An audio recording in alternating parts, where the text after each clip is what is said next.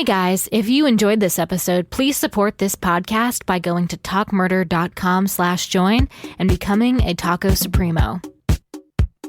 Just a few miles from what Travel and Leisure magazine has awarded the best city in the world lies the small, snoozy town of Folly Beach, South Carolina. Southern Living magazine refers to Folly as the perfect beach town, while others claim Folly as colorful, fun, and laid back, with some of the best views on the East Coast. However, locals know, but perhaps won't admit, that this well-crafted facade does an impressive job in diverting tourists from Folly's true past, one of malice, sadism, and murder. And as you'll see in tonight's episode, as we begin digging up some of the secrets that most would rather leave covered, that there's more than just seashells buried beneath the sand of the beautiful Folly Beach.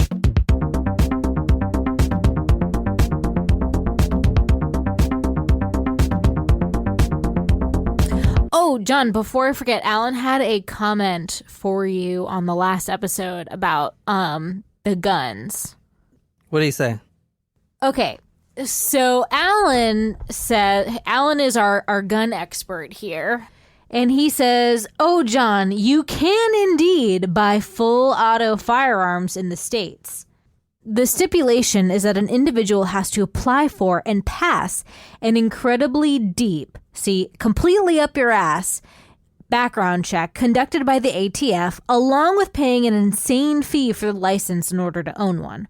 Along with the fee, in order to buy a full auto firearm, expect to pay over $4,000 for the firearm itself. Also, there are different licenses required for different types, each costing more than the other to go from old, heavy, full auto all the way to the small stuff like an MP5. Jesus, what kind of person? I mean, who would they? I mean, people with money can do it, or people that and they also have to, pass they that have to background have a reason test to have one.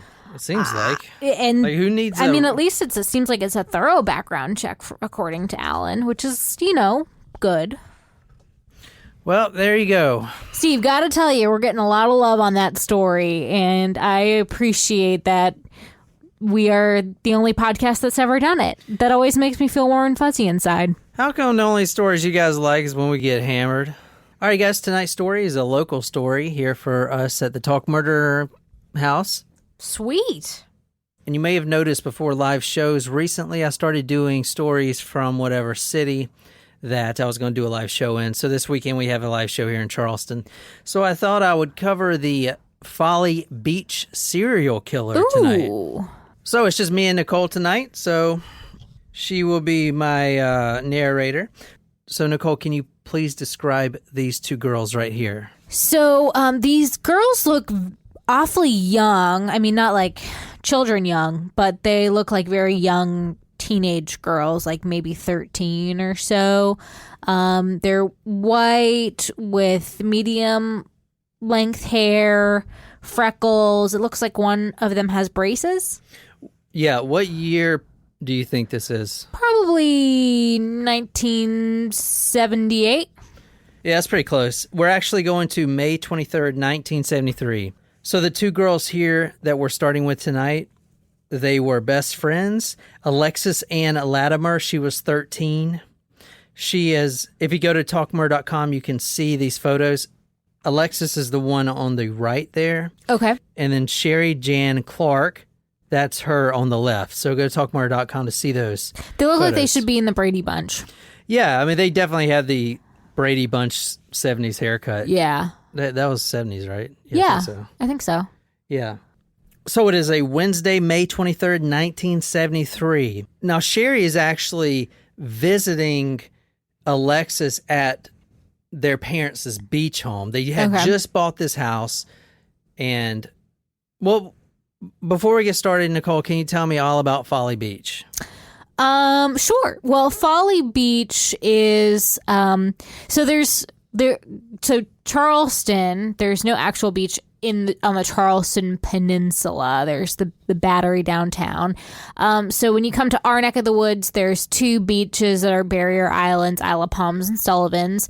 And then going south of the Charleston Peninsula is where you get to James Island, Johns Island, and then further down south you have Kiowa and Seabrook. So Folly Beach is the main beach just south of Charleston. It is a kind of a rowdier beach than I would say Isle of Palms and Sullivan's. A lot more like hippie laid back, but that's also, what you see in James Island and Johns Island at least today. Like much more, I don't want to say like overgrown. That's not the right word. Like things are more spread out. But Folly is known to be like a little rowdier, a little more like touristy even. There's the Folly Beach Pier, a lot of surfers, but it's a fun time. A lot of beach bars. Up until recently, alcohol was allowed on the beach there. Here we are more closer to some of the other islands, and we stay away from Folly Beach because if you were to tell me this story tonight and you didn't tell me which beach this happened on, but it was in the nearby area, I would automatically guess Folly Beach. So if that tells you something about that beach compared to the others. But Alexis Latimer and her family, they're restoring this old beach house that they bought, probably a great deal in the 70s too. Oh, yeah. And I don't know if they still have it. I really doubt they do. Watching an interview with her mother, she really didn't seem too keen on Folly Beach. I don't blame her. It's a Wednesday. They're actually about to go back home and retire for the night. They've been painting this thing. They're trying to get it ready for the summer. It's May 23rd, 1973. The two girls say they're going for a little walk, a little stroll on the beach. And Mary, the mother of Alexis Latimer, is kind of hesitant. But she's like, okay, just be back in 30 minutes because we're literally packing up right now and leaving. So they're like, okay, good, we'll be back. That was the last time that Mary and her friends and family and anyone else had seen these two girls alive. Let me tell you a little bit about Sherry and Alexis. They were both Beta Club members. They were in middle school, obviously. What's Beta Club? Oh, I don't know. I thought you knew that. Oh, no. Oh, I thought that was like some smart thing. I don't know. I definitely wasn't in no Beta Club. I was in the Alpha Club. They're both Beta Club members. They're very popular in their school, and they're obviously about to start high school. And they're going in. This is the summer going into their freshman year. Yeah, so they're about to go in their freshman year. They're best friends, but they have plenty of friends. They're very popular in their school system.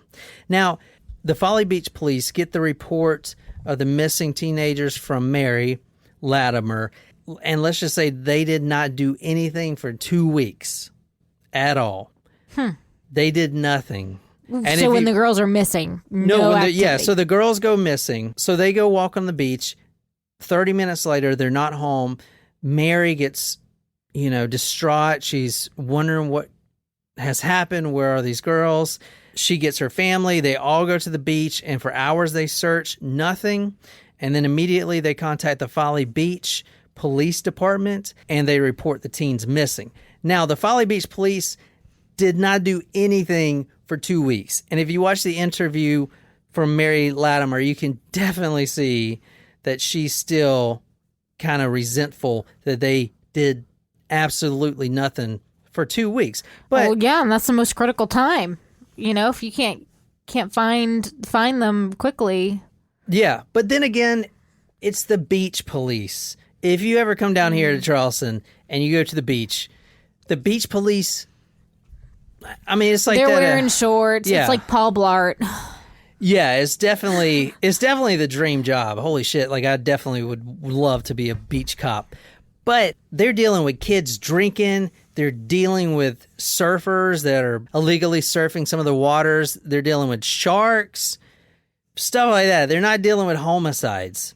Okay, that is something that they are not trained for because they will never have to worry about that, ever. They automatically assume that both of the girls decided to run away. I know that sounds crazy, but this is during the 70s where girls just decided to run away for some reason. Okay? We do know, well... A lot of hitchhiking and Oh, yeah. a lot of hitchhiking, throwing up the thumbs, going across to California, stuff like that. I mean, that was a time period. Craziness. But if you go back and look at the newspapers and try to find any information about these two girls during the first 2 weeks, you will not find it because none of the local papers published anything about it. The police literally thought they ran away, which is crazy. Why would a 13 and a 14-year-old, who's going to spend the entire summer at a beach house, run away? I mean, they should have. Right. I feel like they should have done some more about that.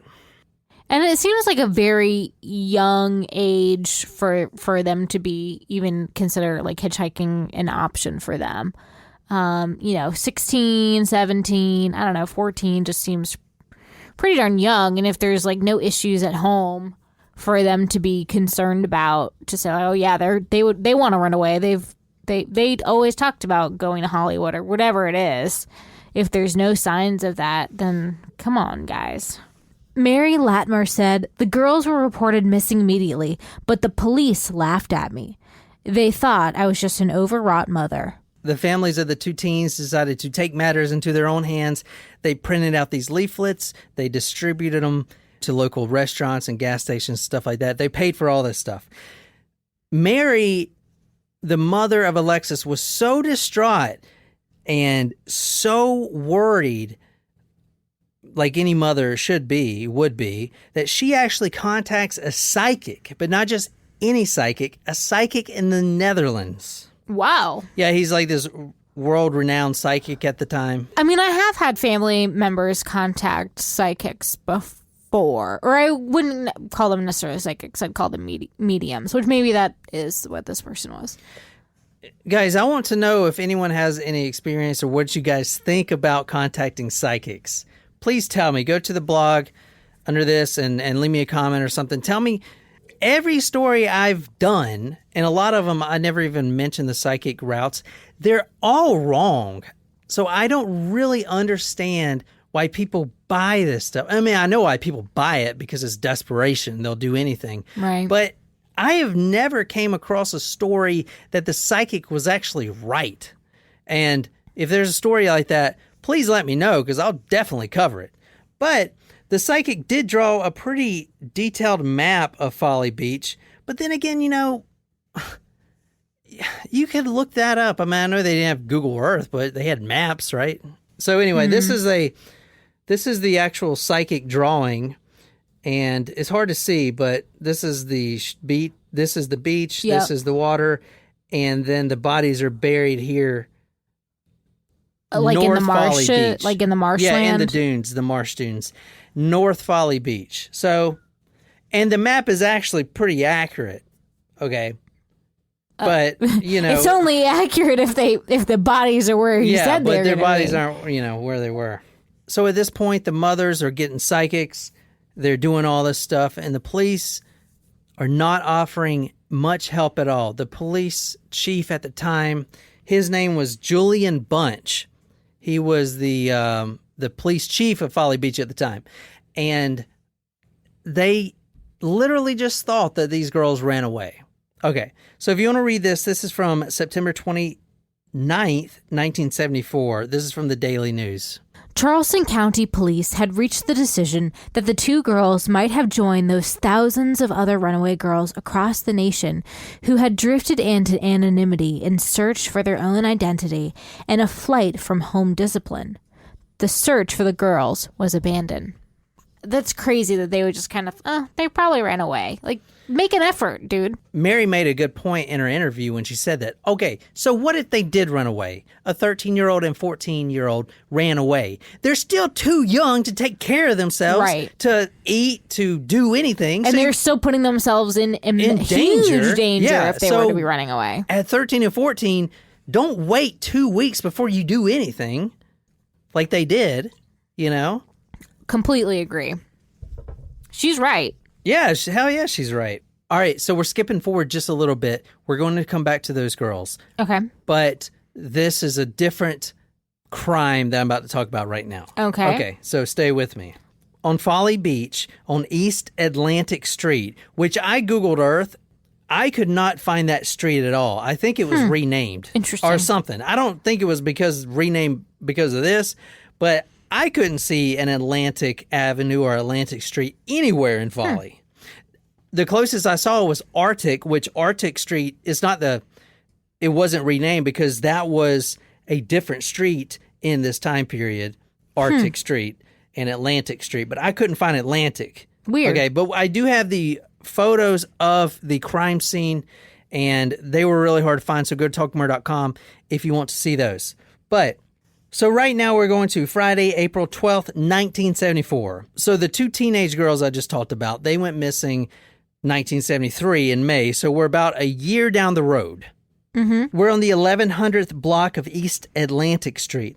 There's a patrolman walking. His name is Edward Ott, O-T-T, which we've done a story, and I believe it was a cop that also had that last name, because I remember that O-T-T name. He was out because he got a call from one of the residents on Folly Beach to do what? To catch an illegal surfer. Right? I didn't know surfing was illegal. I didn't either. So I think on certain spots, I'm pretty sure, I was thinking about, I think it's on certain spots. So you know how you go down to one of our islands down here, Sullivan's, and there's a section where there's sharks and strong, deadly currents.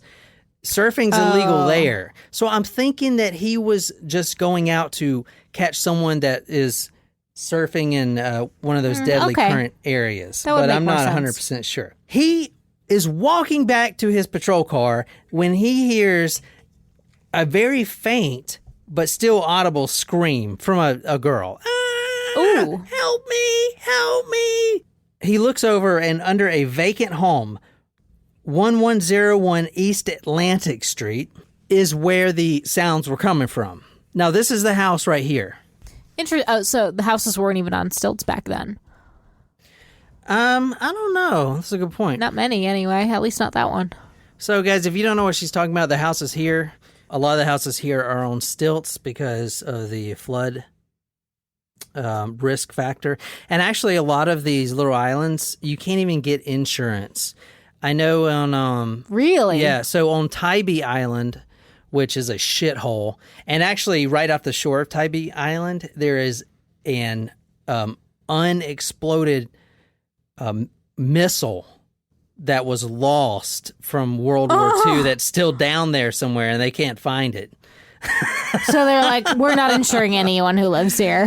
Yeah, I don't know. I can't remember if it was a missile or shit. like a bomb. I don't think it was like an atom bomb or something. It may be, but anyway. But that's not the reason they don't insure them. The reason they don't insure them is because of the tidal waves get so high sometimes. Well, the hurricanes, it literally just take your house out.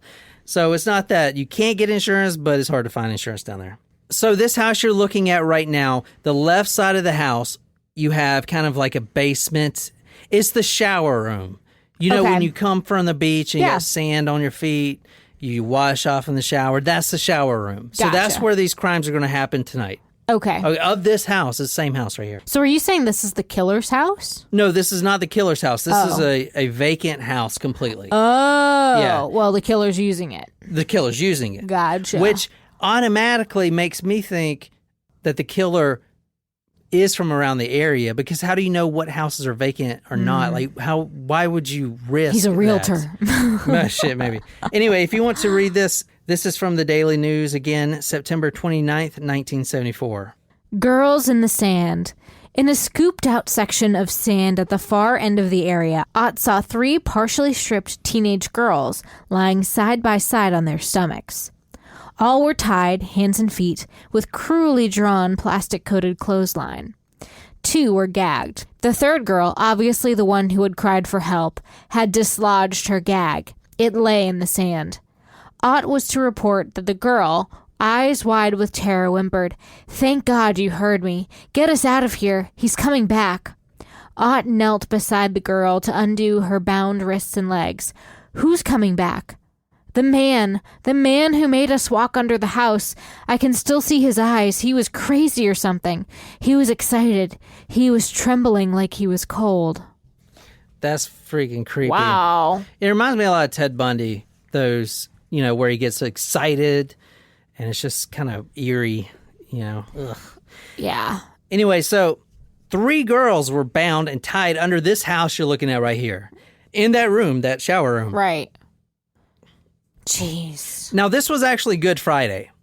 So, again, this was the evening, Friday, April 12th, 1974. So it's still, this is like off season. This is not peak of summer. That's why it was probably a vacant house. Now, these girls were actually from Somerville, which is a local town here. They actually got the day off school because it was Good Friday.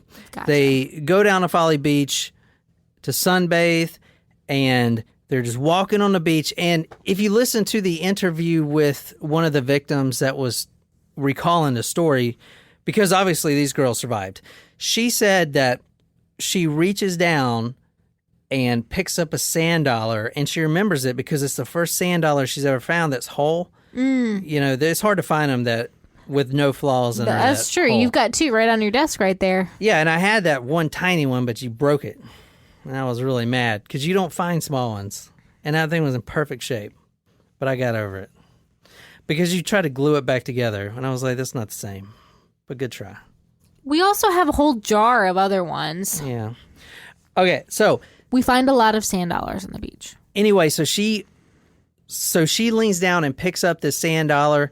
And as soon as she brings it back up, she sees this man standing. He's got his shirt off. He's in like swim trunks. He's got a towel kind of draped over his arm, and it's concealing a gun. Oh. You know, the barrel's pointing out, and they can see the gun.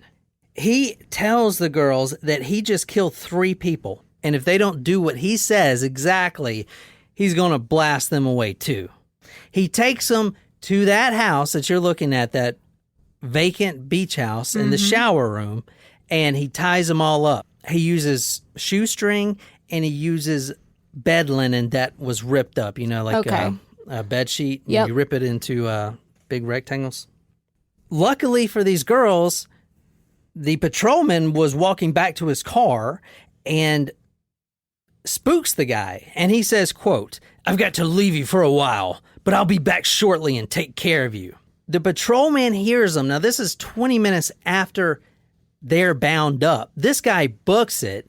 Luckily, one of the 16-year-old girls had pushed her gag out with her tongue and just started screaming.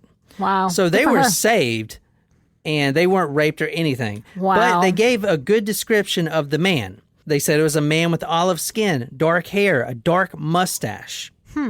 He also had a very distinctive scar on his ankle. Okay. And that is one of the ways they're going to identify this killer in the future. Gotcha. And they said he was actually pretty good looking. I mean, not, you know, they didn't say like a like Ted that. Bundy kind of yeah, thing, like a Ted Bundy, you know. Well, that's how Ted Bundy, you know, got caught women off guard with his good looks in a lot of ways, you know. He made these 3 girls lie face down, and he binds their wrists and ankles, basically hog ties them, you know. This is the police sketch that was used in the newspapers to identify this guy. I know it's kind of rough looking, but... Interesting. So he's kind of got like curly-ish hair in that. I do love looking at the sketches compared to the actual killer photos to see how close, they are. I think that's cool. So was this the first time that he tried to do something like this? No, there was a couple attempts, and I'm not going to go over them all. Okay. And a lot of times he didn't get away with it because, you know, he heard a noise, someone was coming, or just like that cop that showed up. So he didn't have good luck, which is great. But, for instance, on Valentine's Day, 1974, local shoppers at the James Island Shopping Center, which is about 6 miles from Folly Beach, they hear a girl screaming out in the woods behind the shopping center, like in the woods. She is tied to a tree. Oh, shit. Cops get there. She's bound up. She's tied to a tree. And I've heard 2 conflicting reports. The newspaper said she was raped. However, I saw other sources that said she was not. We do know that she was fondled, though. Okay. Yeah. I don't know if it was full rape yet because he heard a noise in the woods, so he booked it. You know, and she still had her clothes on and everything else. It is interesting, though, like, he is seemingly not as concerned about people or the girls that he's doing this to recognizing him or turning him, being able to provide a good enough sketch. Like, he's more worried about being caught in the act than he is. Yeah. Why do you think that is? Take a guess. So I feel like he's scared of the confrontation with whoever catches him. I don't know. Well, this next story might explain better why he doesn't really care about if people notice him or not. September 19th, 1973, a 19-year-old picks up a local sailor, because we got a huge Navy port down here. Yep. Obviously, this is a huge port city. She's at a local party drinking. Again, two conflicting reports. One of them said the same place. Mm-hmm. One of them said the same vacant house. And another newspaper said that she actually brings him back to her North Charleston apartment. Okay. So either way, they leave the party. They're drinking. He's a good-looking guy. She's a good-looking girl. They hit it off. Wait, so he's a sailor? Yeah, he's a sailor. He's in the... he's in the Navy. Yeah, he's in the Navy. Yeah, he's in the Navy. I was thinking at first maybe he was just, like, at the party. Oh, no. He's a sailor, which is why he may not have cared about if anyone can identify him. Because, number one, he'll spend, 4 years here and then go to his next duty station. Mm-hmm. You know what I'm saying? If this didn't happen here, it would have happened in whatever duty station he was at. Right. If it wasn't Charleston, it would have been the same story wherever he was at. You also could have said, like, well, we all kind of look the same. We all kind of have the same haircut. So are they really going to, you know what I mean? She brings him back to her apartment in North Charleston. Immediately, complete changeover.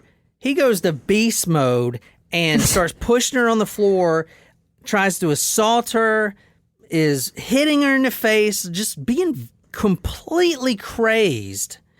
Completely different from the nice guy that she just met at this party. She gets thrown on the floor. He's pushing her head down in the pillow, everything else. He binds her up completely with his shoestrings, ankles behind back, tied to her wrist. She thinks she's going to die. She challenges him, and this is what saves her life. And this does kind of remind me of one of the victims of Ted Bundy. Actually challenged Ted Bundy as well, and he lost interest because a killer like this, they want you to be suffering. Right. That's the reason they get off. Mm-hmm. So if you're not suffering and instead you challenge them, then that's a turnoff for the attacker completely. Interesting. Anyway, this is what she says after she's tied up. She says, quote, "Well, if all you want is a piece of pussy, come on. I've got things to do and places to go." After she says that... That's a badass line. He completely loses his erection and then he runs out. Wow. That one line saved her. Wow. Saying, well, if all you want is a piece of pussy, come on. I've got things to do and places to go. That line saved her life. Shit. I feel like I've heard something similar in a movie before, actually.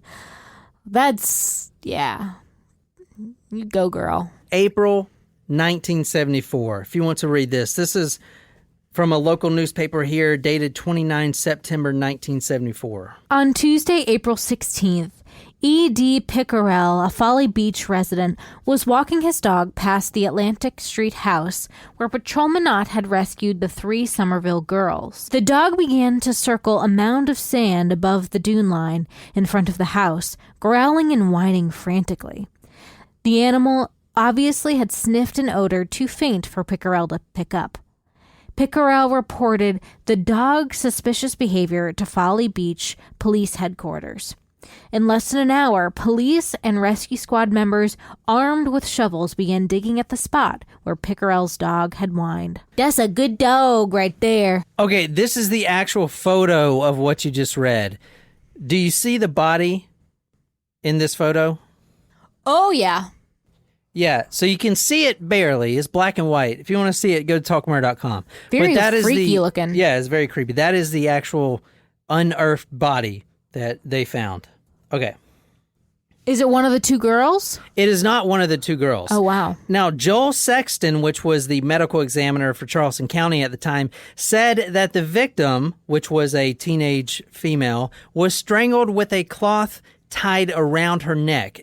Actually, there was still some cloth on the victim's neck. I mean, it was skeletal remains at this point. One report I read said the bulldozer had actually was doing a scoop and blonde hair came out of the, it was like attached to the, the forks of the bulldozer. Ooh. The bucket. It's got the spiky forks on it. Oh, yeah. So did they accidentally dismember the body? No, it was they just picked the it up hair, because the hair doesn't really decompose as fast, I guess. Continuing with that same article, the diggers quickly unearthed the decomposed body of a young girl who lay face down with rotting tatters of plastic-coated clothesline about her arms and legs.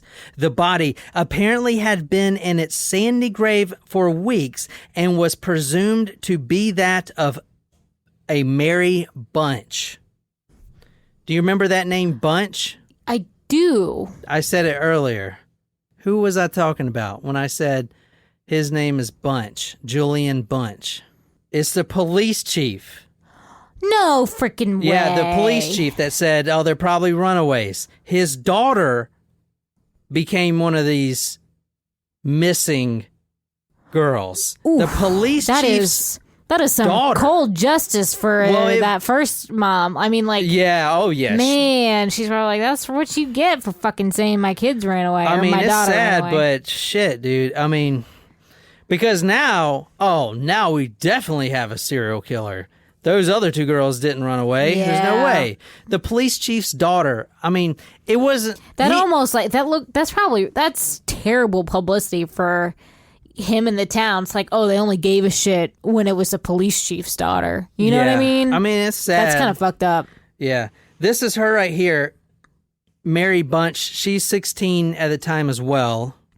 This guy is into very young teenage girls. Yeah. I mean, is that still considered like pedophilia if they're that young? I mean, they're 13. I think so. I 13, think it is. Yeah, that's they're 13 and 14. So this photo from the Associated Press is a profile picture of her. She's got curly hair.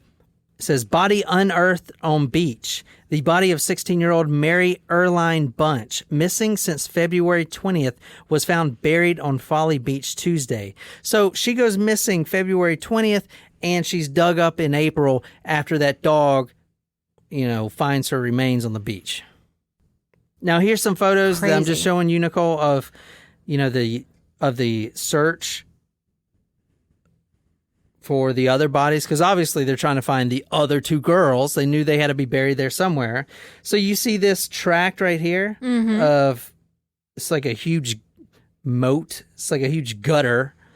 That's the bulldozer trying to find these bodies, these other bodies. Wonder how many of Pee Wee's bodies are buried out in that area too.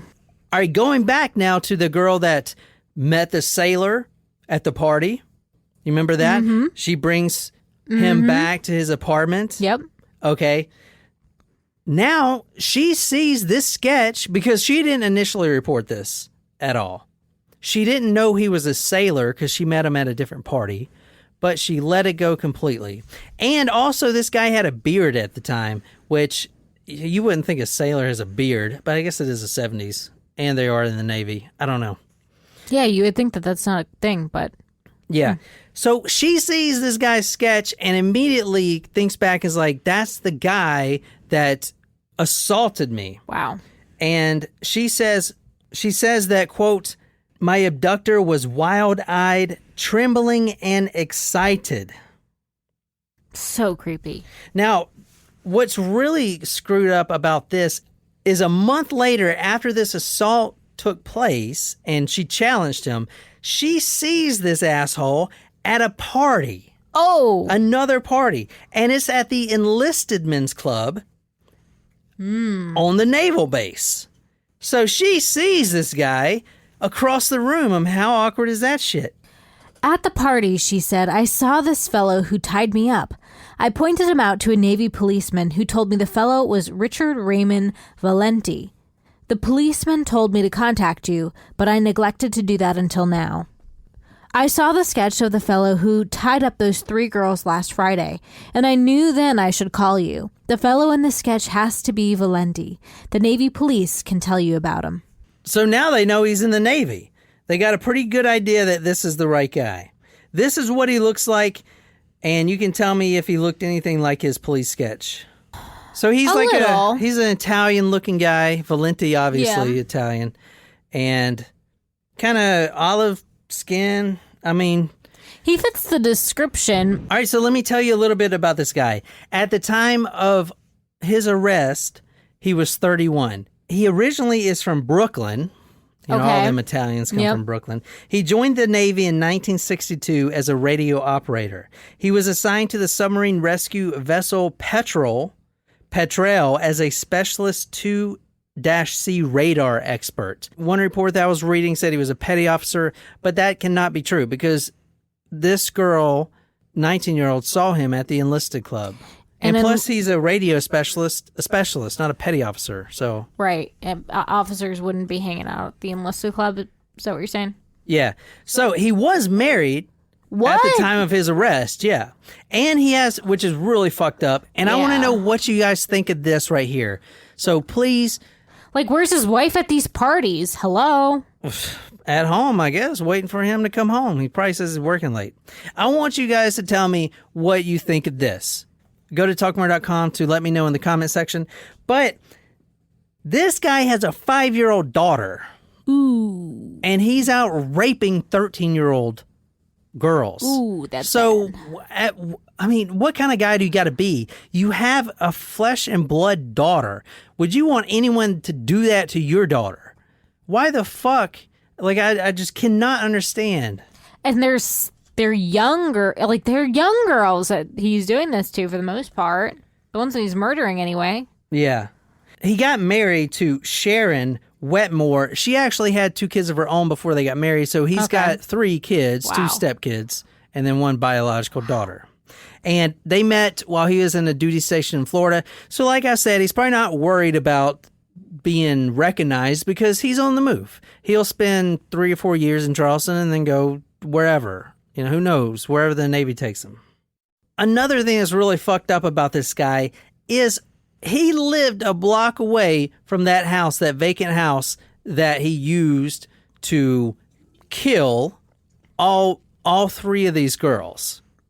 A block away in an apartment. He actually, during the search, you saw the search of the bulldozers and everyone on the beach, all the cops. During the search, because it gets hot out there, he was letting the cops come in, use the bathroom, get water. He would make them food. He would come out there and hang out and talk.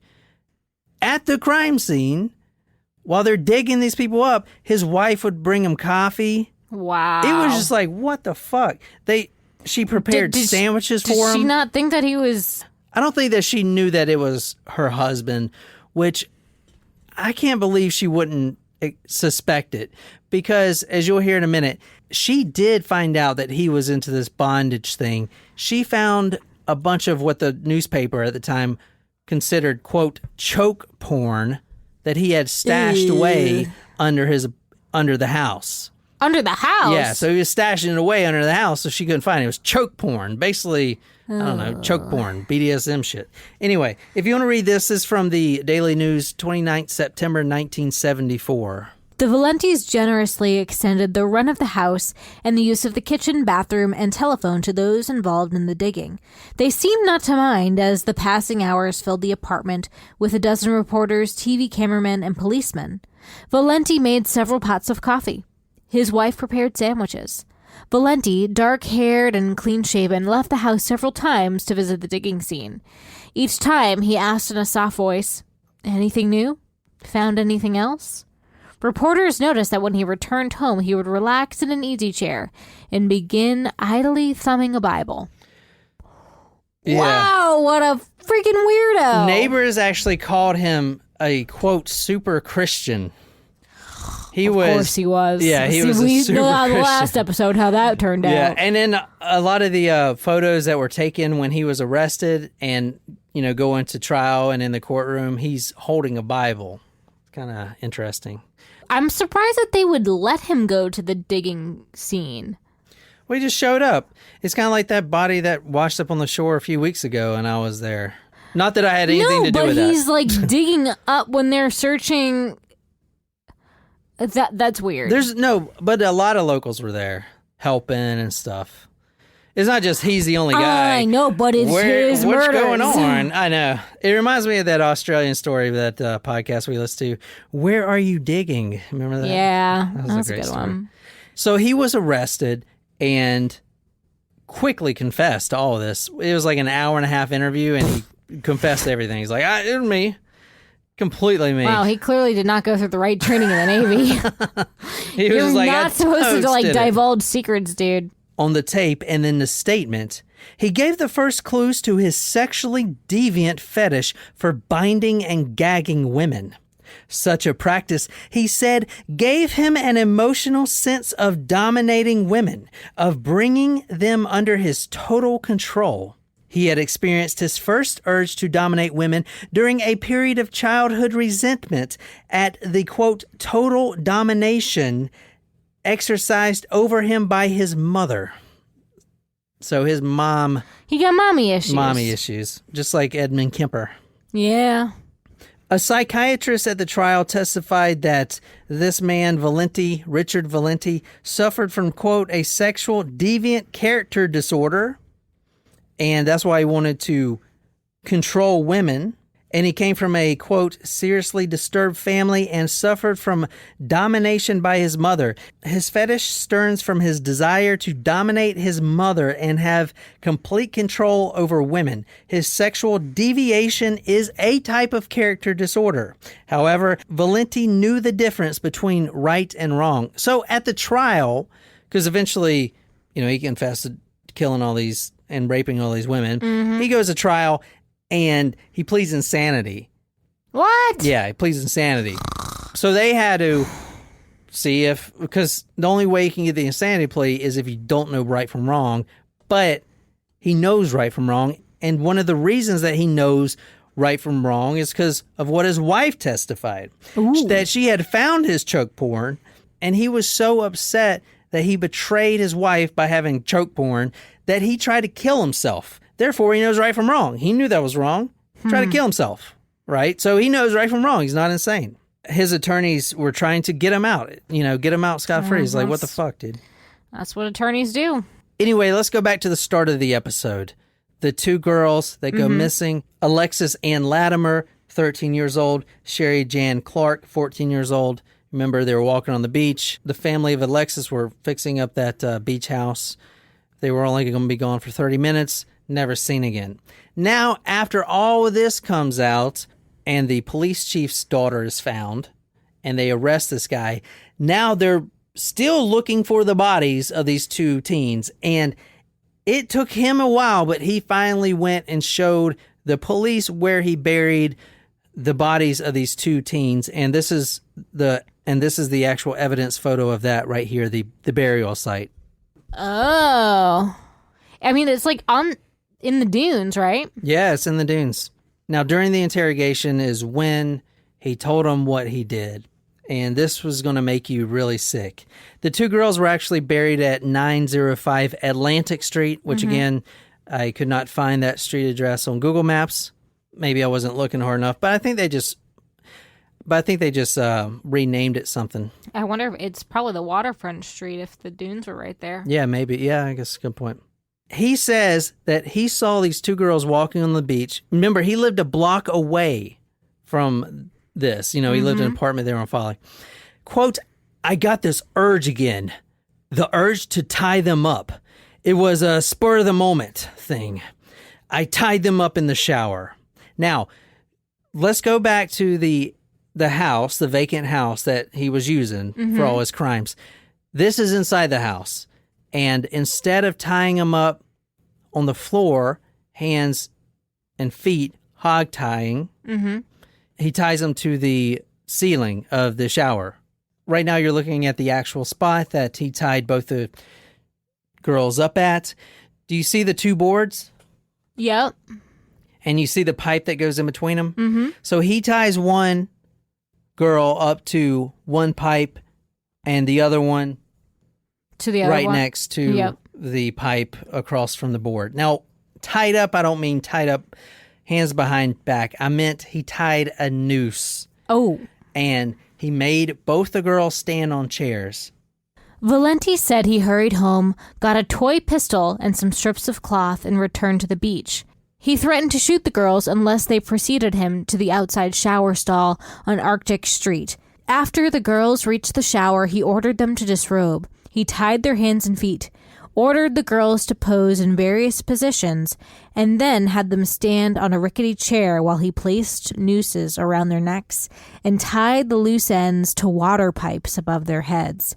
He said, I told the girls to stand still, but they became scared and began struggling and fell off the chair. I feel like that's kind of bullshit. I feel like that's maybe not what happened. It is bullshit. So in the confession, he says that he tied him up and it wasn't his fault. He was just making them pose, even though he has photos of all of this because they found his photo stash in his apartment. The girls were in the noose and they accidentally both kicked their individual chairs out from under their feet, and they strangled themselves to death, just death by hanging. Later, he comes out and recants that, and this is what actually happens. He is in that shower room. The girls are tied up. They're both standing on separate chairs, the 13-year-old and the 14-year-old. Now, he is fondling them and all this stuff. He takes his clothes off, and then he starts masturbating. Oh, God. And they're squirming and screaming. And then he kicks both chairs out from under the girls. Of course he does. He kicks them personally so he can watch them strangle to death as he's masturbating. That is what he did. This is this guy you're talking about. So did he confess to this, or they saw? Yeah. So no, they he saw the confessed to pictures, this. and he was like, "Okay, I guess my story No, he doesn't quite confessed to add up." this. And this is from the medical examiner. Quote, a cloth band tightened to the bone of the Clark girls' necks and ridges of flesh in the necks of both girls indicated death due by hanging. Wow. And then they, of That's course, disturbing. And then they also find the pictures that he took, because he's a fucking nightmare.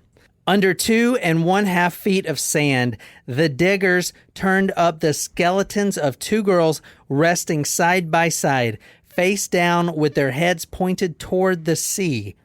There were bits of cloth clinging to one girl's neck and rolled up ridges of flesh on both necks. So rolled up ridges of flesh, you know what that means? Like, think about the rope that's tied around your neck. And you know how, like, what I'm doing with my hand right now and the skin kind of bunches up? Yeah. You know, just like this. Yeah. You know? Right. I take your arm right now, if you're listening at home, and using your 2 fingers, kind of push in your flesh. Right. And you see those ridges? That was found on their neck. That was like one of the only parts that wasn't decomposed, is that little bit of ridgy skin found on the neck. Jesus. From where the rope was doing exactly what you're doing to yourself in your forearm. Yeah, so wow. it's pretty bad. Wow. Now, the worst thing about this story